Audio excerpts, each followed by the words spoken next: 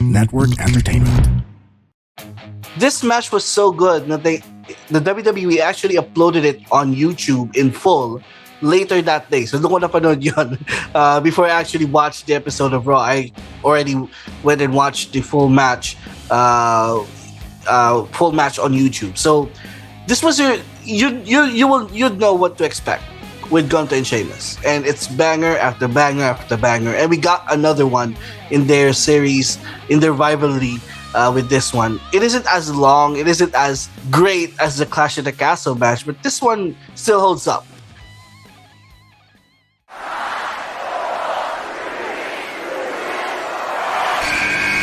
Who's ready for story time?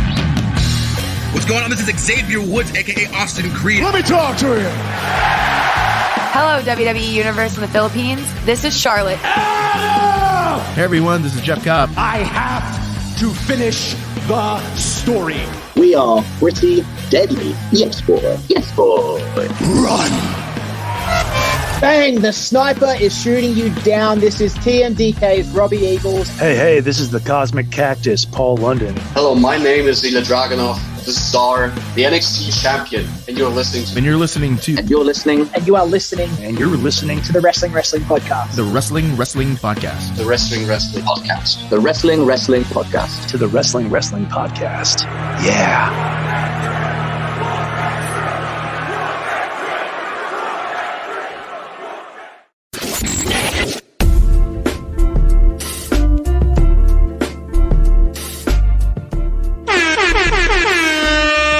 Listening to the longest running weekly episodic Filipino wrestling podcast. This is the Wrestling Podcast.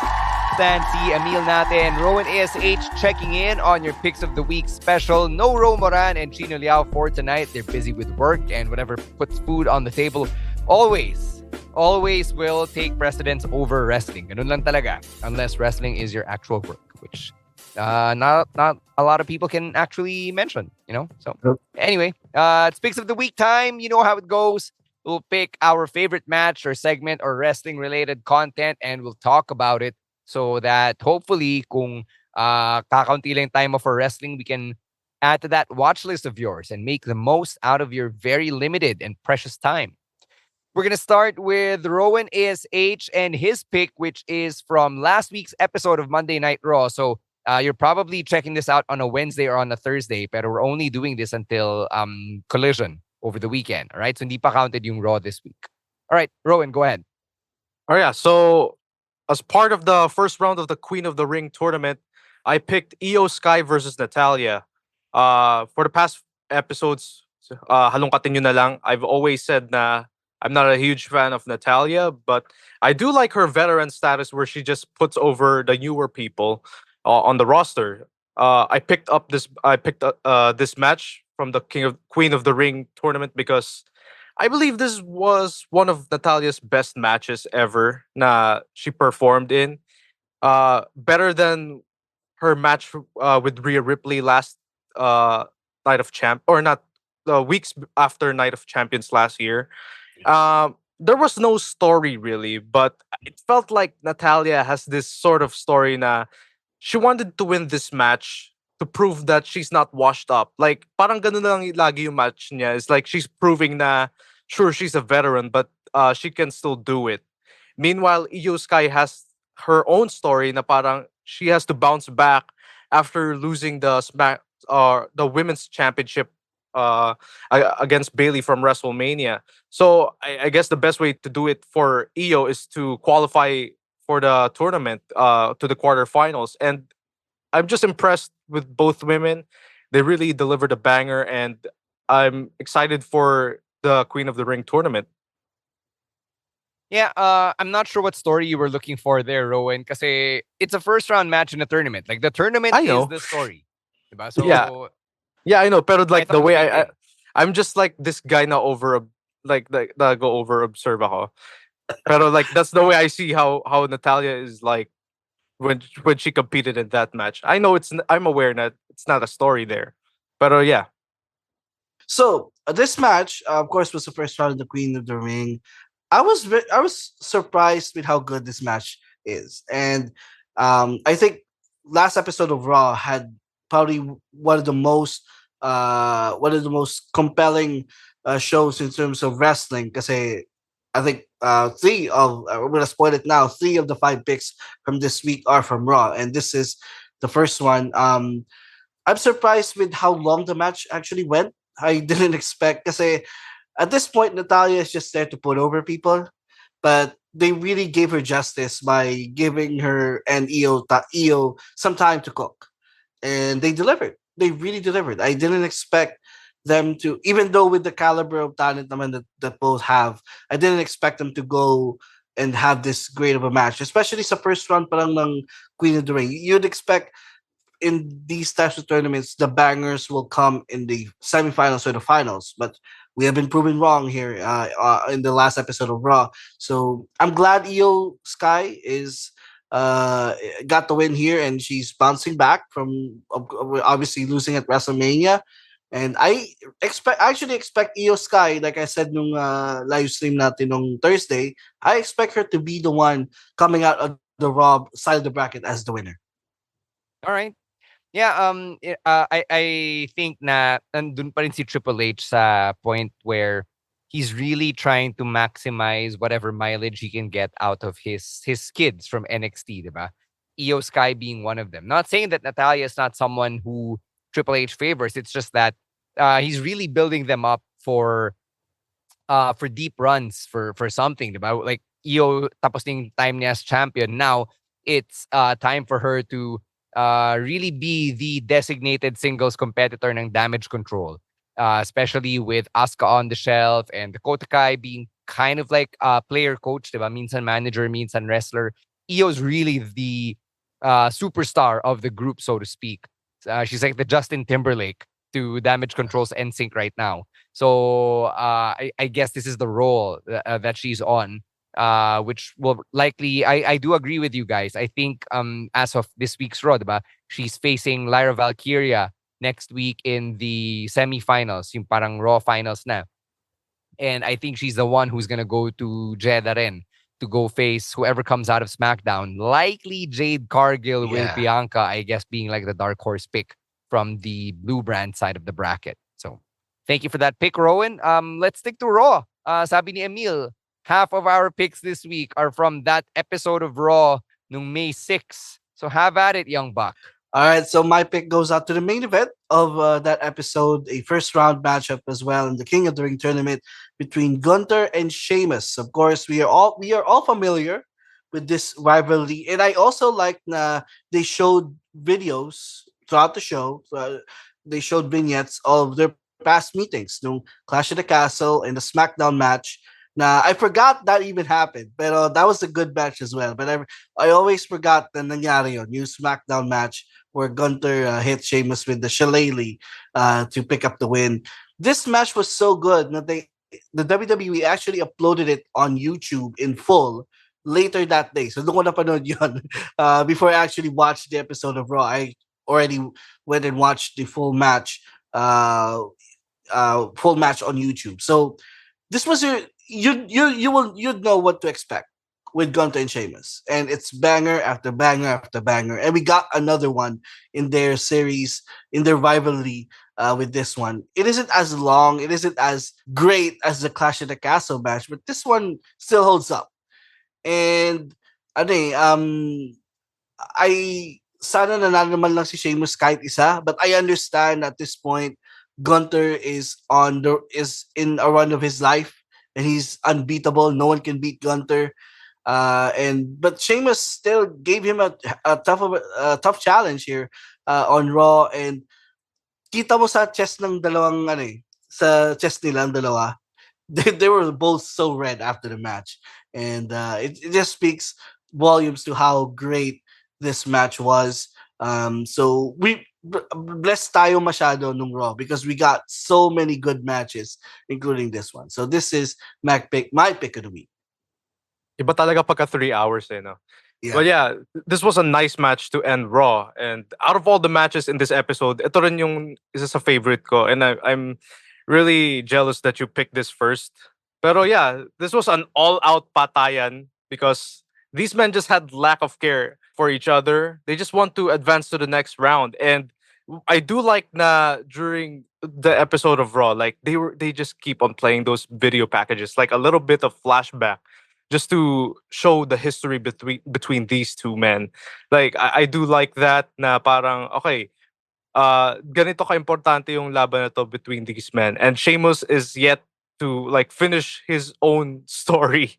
Bukod sa winning the Intercontinental Championship from Gunther na hindi niya nagawa, he's it's still part of his goal na to beat Gunther. And one more thing, I do like here is that Sheamus was a former King of the Ring winner, and I that's like one of the things I like in this tournament. Na they get to have a chance to join the tournament again. To malay mo, baka maging 2 times sila. Pero yeah, props to this match. I love the finish. Na parang nagmadali nga sila sa finish because that's where they cut the broadcast. But yeah, I love the match. Mm-hmm. Yung match nila obviously was not as as all out as their previous encounters, whether it was at Clash at the Castle in 2022 or nung WrestleMania 39. But it was still a Gunther and Sheamus match to close out Monday Night Raw. And I don't know kung may nagsabi, kung si Sheamus ba yung nagsabi or someone online said na Sheamus said something along the lines of there won't be a fourth one. Yeah. Si Sheamus pangatlo na to, nagsabi. diba? Yeah, Sheamus said that on social media. Wala na. Yun na yun. Yun na yung last match nila ni Gunther. And Sheamus is closer to the end of his in-ring career than he is to the beginning. So, there might be some truth to that. I have no idea kung ano ba talaga yung status ng health or nung career ni Sheamus. But I'm glad we got to see this one. Having a match like this makes or adds to the intensity of the King of the Ring booking as a whole. Now, walang tapon yung mga match, which I really appreciated. I've said this for so many years on the podcast. Episodes of Raw or SmackDown or any weekly wrestling show matter more when the matches all mean something. And a tournament is the easiest way to have every match mean something. So I really love that, Gunther and Sheamus get to lock horns yet again, and this time with stakes. Kasi nga, it was a King of the Ring first round matchup. Pero alam din natin na Gunther is one of the front runners of this tournament. So Sheamus had to step aside, and being a 2-time King of the Ring is not in the cards. All right, we've got 3 more picks here. Let's take a quick break. And when we come back, we'll get to the second half of our picks of the week. But first, a quick word from our other podcasts right here on the Pod Network. Hi, guys. We are the Eavesdrop Podcast. My name is Francesca.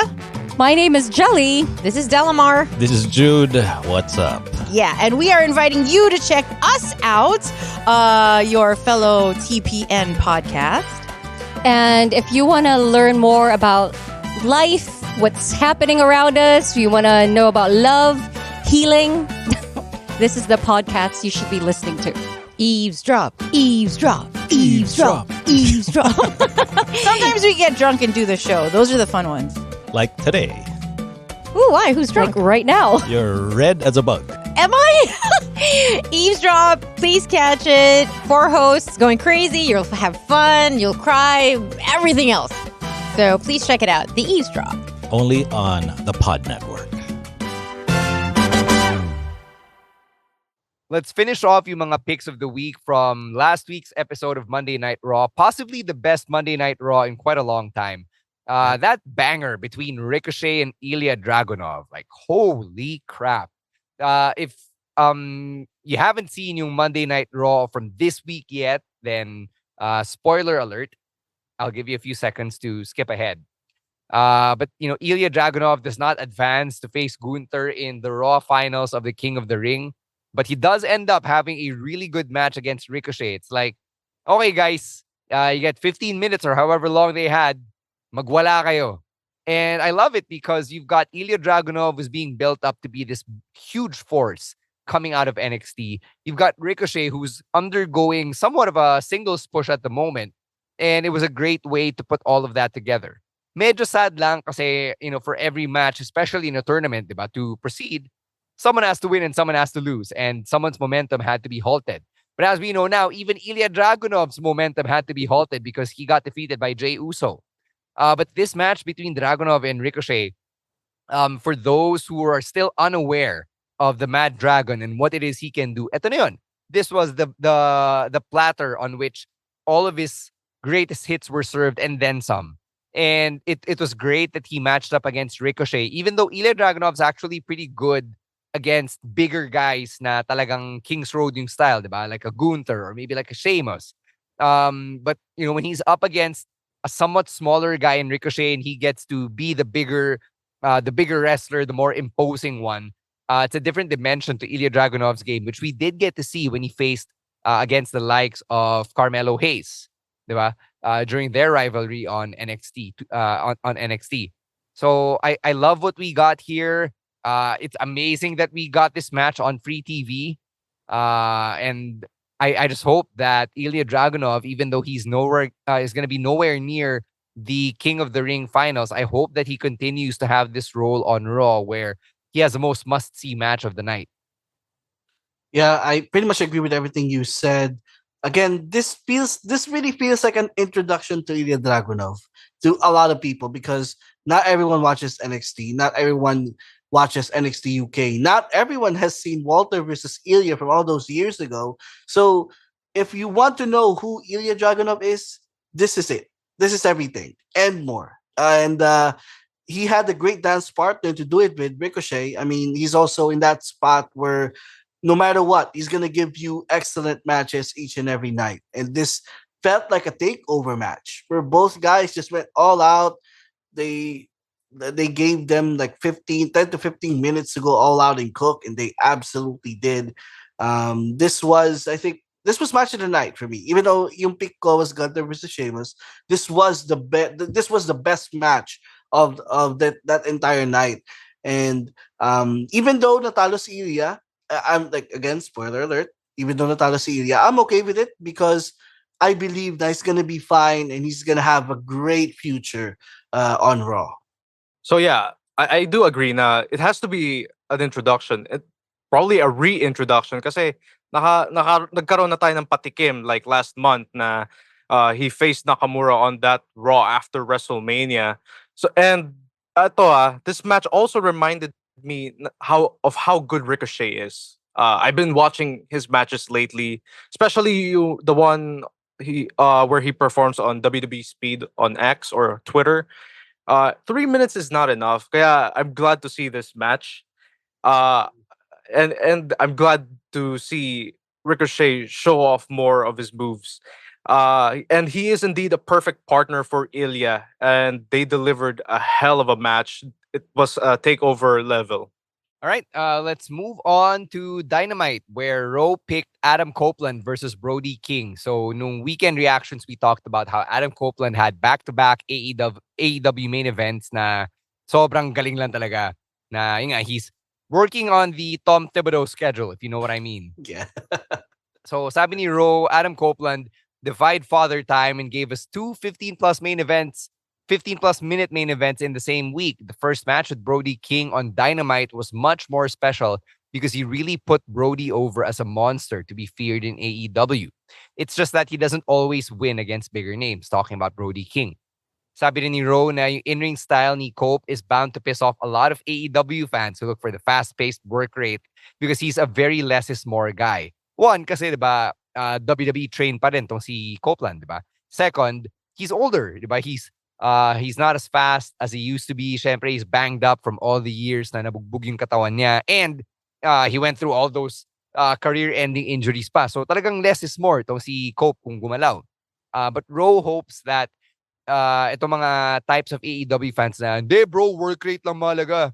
That they saw how amazing both he and Brody got to look because of this brutal and literally bloody drag-out war.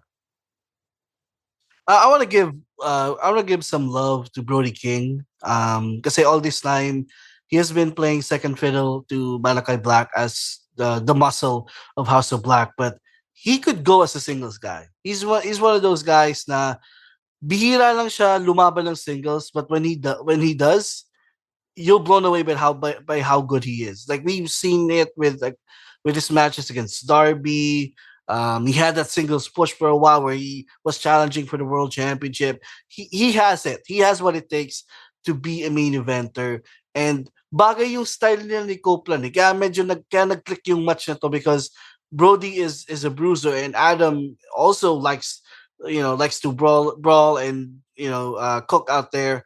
And I was surprised with how bloody this match got in the main event. Like I didn't like in all the years I've been watching wrestling, hindi ako sanay na makita si Edge na duguan or si Cope na duguan because he was in WWE for a while, and even when he came back, like he doesn't really his matches aren't as violent as the ones that he's having right now in AEW. So nakita mo talaga na Cope is having the run of his life, and this is probably how he wants to end his career.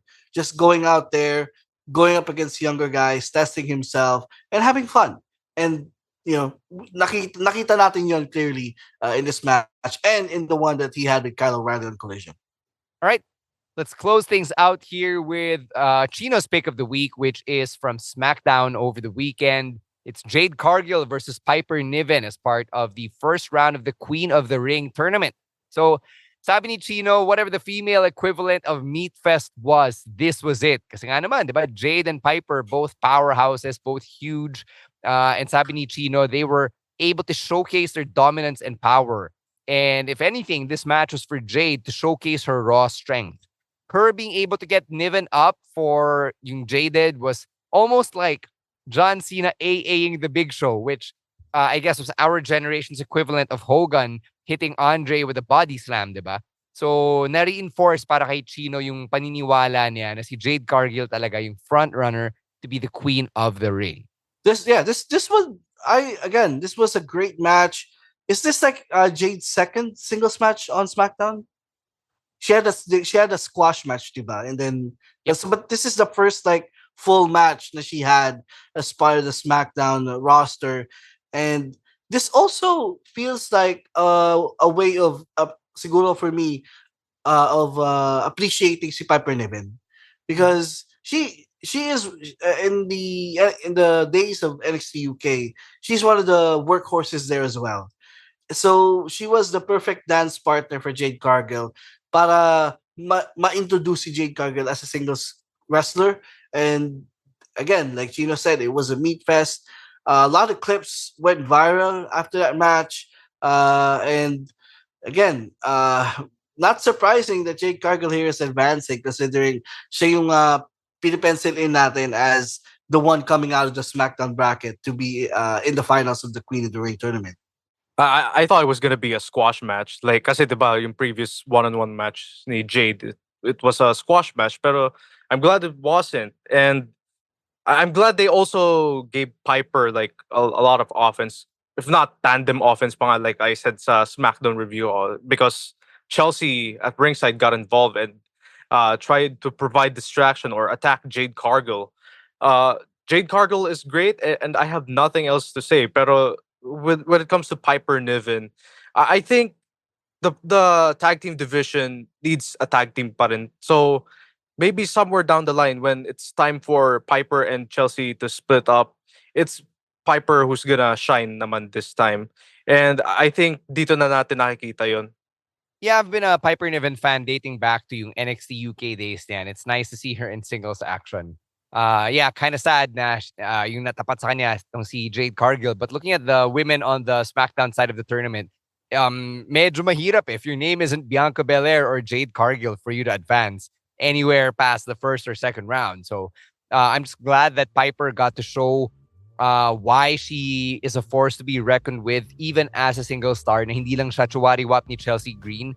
Shout out to Chelsea Green, by the way, whose act just doesn't get old, you know? Yeah. She's, whether you put her on Raw or SmackDown or even on NXT, the typical Karen of the WWE, is just such a joy to watch. And having her be Piper Niven's, valet or manager was a nice little addition.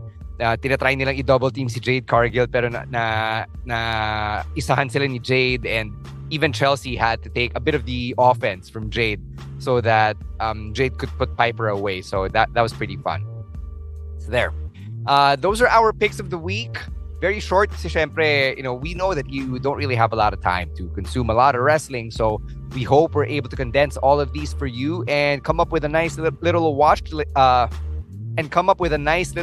list for you as you get through your midweek hump. In the meantime, we're gonna get set for our weekly live stream at 7 p.m. on Thursday dito sa aming Facebook page or YouTube channel. It's the Wrestling Podcast, or at Wrestling Podcast on Facebook, Instagram, and on Spotify. For Twitter and on TikTok, if you want to get in on the conversation or just let us know what your picks of the week are, it is at Wrestling2XPod. Individually, it is at EML_Meister, at Monday Night Rowen, at Rowiswar, at Chino Supersized, and at _Stan C. Thank you very much to babyface producer Jasper for all of the work that he does behind the scenes, as well as everyone over at the Pod Network for what they do for the pod. And thank you for continuing to make us a part of your weekly wrestling diet. For Emile Nate and Rowen ASH, my name is Stan C, saying thank you very much. Stay safe, stay healthy and hydrated or dry, wherever you are, whatever's happening to you. And don't be a dick. Wrestling Podcast. Out. Later, outcasts.